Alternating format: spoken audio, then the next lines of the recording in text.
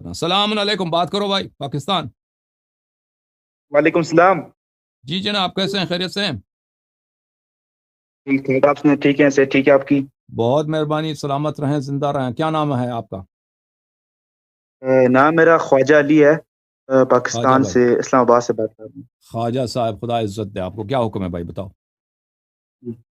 سوال میرا کچھ اس طرح کا ہے کہ رجال کشی میں یہ بات مذکور ہے کہ مولا علی کی طرف سے یہ بات منسوب ہے کہ آپ فرماتے ہیں کہ میں خلاف شریعت کام کا بھی دیکھتا ہوں نا، تو مجھے آگ کو چلانے کا دل کرتا ہے، لگتا ہے کہ میں اس کو جو نا وہ آگ پکڑوں اور اس کام کو ختم کر دوں، سمجھائیے؟ میں خلاف شریعت بات دیکھتا ہوں تو آگ پکڑ کر اس کو ختم کرنا چاہتا ہوں۔ جی، تو سوال یہ پیدا ہوتا ہے کہ جب حضرت عمر کے بارے میں یہ بات مذکور کی جاتی ہے کہ حضرت فاطمہ کا جو ہے نا ان کو دروازہ ان پر مارا، تو اس وقت مولا علی کی غیرت کہاں پر تھی؟ اس وقت تو کچھ نہیں کہا ان کو۔ جی ہاں، تو اس کا جواب بہت دفعہ دے چکے ہیں، پھر ایک دفعہ مزید جواب دیتے ہیں نا، آپ سن لیجیے۔ بہت مہربانی آپ کی، ٹھیک ہے، خدا حافظ۔ اوکے، جواب دیتے ہیں، 1 منٹ میں کتاب لے کے ہوں۔ عزیزو، یہ کتاب ہے سقیم مسلم، صحیح مسلم، تالیف حافظ ابو الحسین مسلم بن الحجاج القشیری نیشابوری، چاپ دار الفکر، بیروت لبنان میں، سنہ 2010 میں بیروت لبنان میں یہ کتاب چھپی ہے۔ یہاں پہ ملاحظہ فرمائیے، باب طاعت الامراء وان منعوا الحقوق۔ عمراء، حکام وقت کی طاعت واجب ہے، اگرچہ وہ آپ پہ ظلم کریں، آپ کے حق کو منع کر دیں۔ یہ حدیث دیکھیے، یہ روایت ہے حذیفہ ابن الیمان رضی اللہ تعالی عنہ سے۔ رسول اللہ صلی اللہ علیہ وآلہ وسلم نے فرمایا، یکون بعدی ائمۃ لا یہتدون بہداہ، میرے بعد جو خلفاء آئیں گے، جو عمراء آئیں گے، ان کی حالت یہ ہوگی کہ وہ میری ہدایت پہ نہیں ہوں گے، میری جو ہدایت ہے وہ میری ہدایت پہ نہیں ہوں گے، ولا یستنون بسنتی، اور وہ میری سنت کی بھی اقتداء نہیں کریں گے، نہ میری ہدایت پہ، نہ میری دین پہ، نہ میری سنت پہ ہوں گے، پکے کافر، ٹھیک ہے نا۔ وَسَيَقُومُ فِيهِمْ رِجَالٌ، اور ان میں سے ایسے بھی خلفاء ہوں گے، ایسے عمراء بھی ہوں گے، قلوبہم قلوب الشیاطین فی جثمان انس، کہ ان کی روح جو ہے شیطان کی روح ہوگی، روح انسان کی، شکل حلیہ انسان کی، روح نفس پرسنالٹی ابلیس۔ یعنی کیسے؟ میرے بعد ایسے خلفاء آئیں گے، جو خلفاء آئیں گے وہ کیا ہوں گے؟ ہاں، بظاہر انسان، حقیقت میں شیطان۔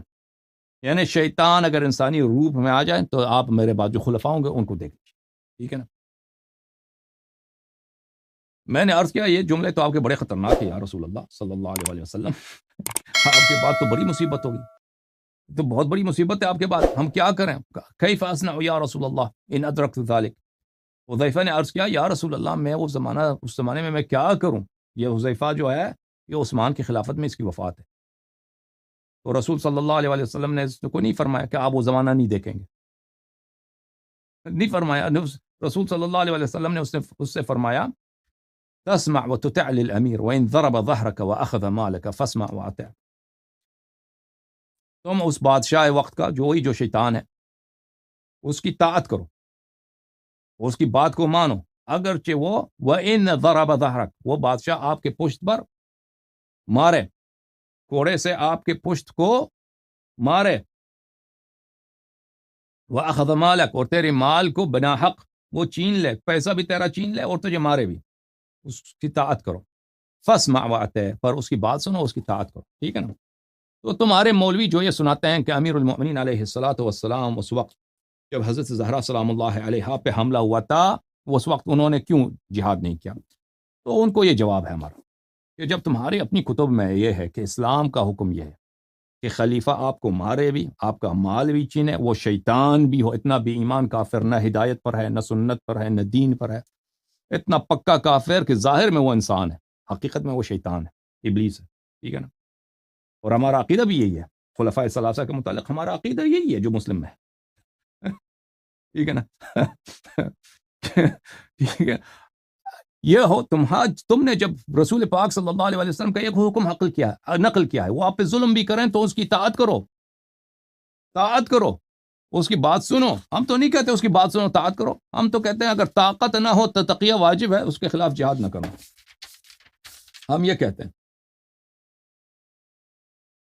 اچھا، ہمارے نزدیک جو روایت ہے ملاحظہ فرمائیے کہ امیر المؤمنین علیہ الصلوۃ والسلام نے کیا کام کیا. ملاحظہ فرمائیے عزیزو، یہ کتاب ہے کتاب سلیم بن قیس ہلالی رحمہ اللہ، جز نمبر ثانی، چھاپ قم مقدسہ. یہاں پر یہ حدیث ہے، حدیث نمبر 48، 48واں حدیث. اس حدیث میں تفصیل ہے کہ عمر نے جب حملہ کیا تھا حضرت زہرا سلام اللہ علیہا کے گھر پر، تو امیر المؤمنین علیہ السلام نے کیا کیا تھا. فوثب علی بن ابی طالب علیہ السلام، علی بن ابی طالب علیہ السلام اچھل پڑے. فاخذ بتلابیب عمر، امیر المؤمنین علیہ السلام نے عمر کی کمر، جو ناڑا کی جگہ ہوتے ہیں، ناڑا، اچھا، یہ وہاں سے پکڑ لیا. ثم حزہ، پھر اس کو عمر کو اٹھایا، پھر دے مارا زمین پر. فصرعہ، دے مارا اس کو زمین پر. ووجہ انفہ ورقبتہ، اور اس کے ناک پہ، اب کس طرح وار کیا، تپڑ مارا، مکہ مارا سلام اللہ علیہ، اس کے ناک پر اور اس کے گردن پہ وار فرمایا. وہم بقتلہ فذکر قول رسول اللہ صلی اللہ علیہ وآلہ ما اوصى به من الصبر والطاعة. امیر المؤمنین علیہ السلام عمر کو قتل کرتے، لیکن ان کو یاد تھا رسول پاک صلی اللہ علیہ وآلہ وسلم کا فرمان کہ فرمایا تھا کہ صبر کرو اور ان کے ساتھ جہاد نہ کرنا ان لوگوں کو. فقال والذی، پس فرمایا والذی کرم محمدا بالنبوہ صلی اللہ علیہ وآلہ وسلم، فرمایا کہ اس اللہ کی قسم جس نے نبی صلی اللہ علیہ وآلہ وسلم کو نبوت کا تاج پہنایا ہے.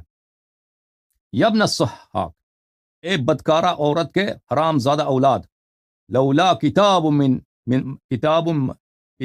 سبق، اگر اللہ کی جانب سے مجھے اللہ کی جانب سے مجھے لیٹر ریٹن آرڈر نہ آتا، اللہ کی جانب سے ریٹن آرڈر نہ آتا، لعلمت انک لا تدخل بیتی، اللہ کی جانب سے میں سے عہد نہ لیا ہوا تھا تو تو آج سیکھ جاتا، میں تجھے سبق سکھاتا کہ تو میرے گھر میں کبھی داخل نہیں ہو سکتا.